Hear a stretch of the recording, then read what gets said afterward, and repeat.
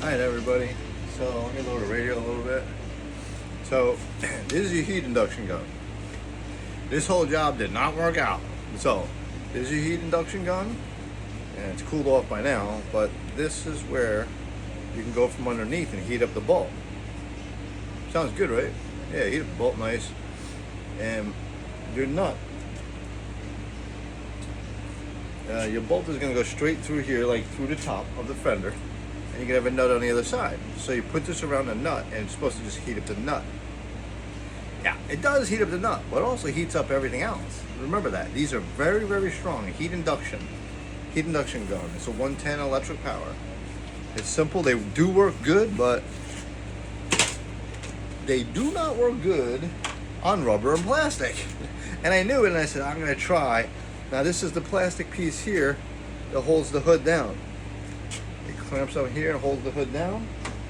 And this is your stud that goes straight through the top and a nut on the bottom. Well, as you heat this nut up, it melts all the plastic and this just breaks right off. So it's not worth it. They're like 13 bucks on eBay each side. So whatever, what, 30 bucks? You get 2 hinges. Don't try it. It didn't work. I mean, I tried it. The penetrating fluid didn't work out. Did it with a little bit of heat, didn't work out. Then a lot of heat, and then it just melted off. So you got a hole straight through there. It's not going to attach. There's no way. They're garbage. So I even after this melted off, the stud was still there. So I did is I took my heat induction gun, that coil, put it on the nut, grabbed it with a vise from the top this way, and spun off the bolt. So you can work with a clean slate. So that's the end of that.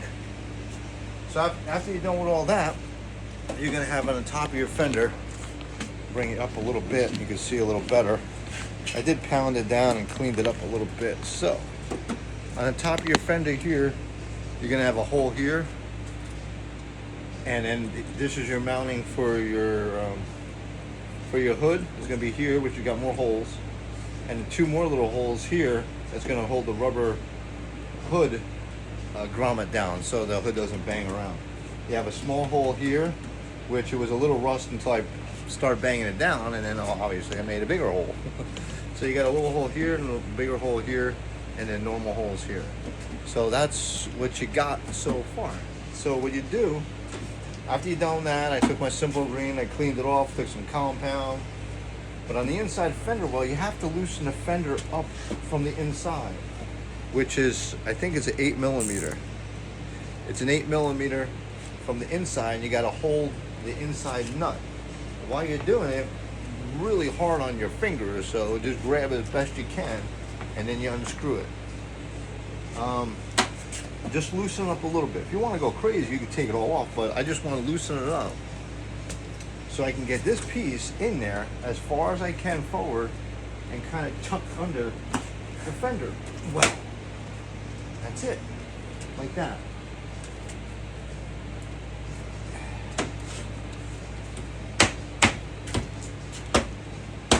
That's it. So there's the piece that's all done. It's nice and clean looking now. If you notice, it's actually really nice and clean looking. This will hold down the front, and the back, I think I'm going to put a bolt here. We're going to see. We're going to put some silicone on the bottom, plant it down, and then as you tighten the fender up, it might grab a little more and hold it. But if you're going down the highway, you really want it tight and strong. The front will hold it. This might start rattling on you. So I'm going to put some silicone, put it down the best I can. And then if it doesn't hold out right, we're just going to put 1 screw through the bottom and the back. I think that's the best. With like a rubber grommet. It'll be flush on the top, and then it'll just go through the best spot on the bottom, which is really not a lot. There's a lot of ribbon going on here, man. You got a clean shot now. That's what I would think is the best. So we're done with this side, and we did the other side, the same thing. Both sides had the same problem. So what are you gonna do, right?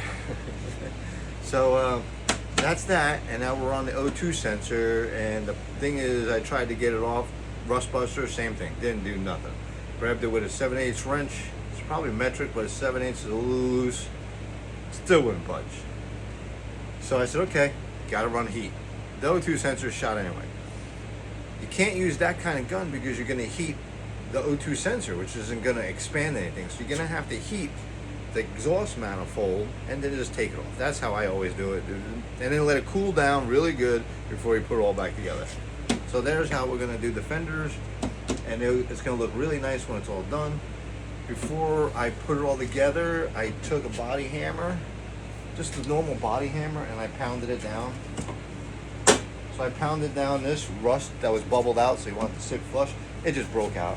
Did the same thing on the front of the fender, it bubbled out.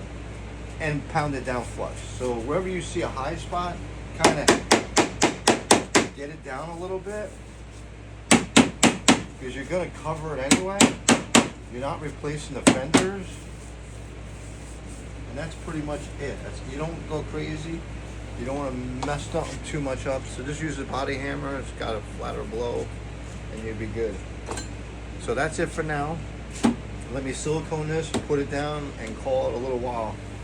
And then on the other side, you're going to drill holes straight up.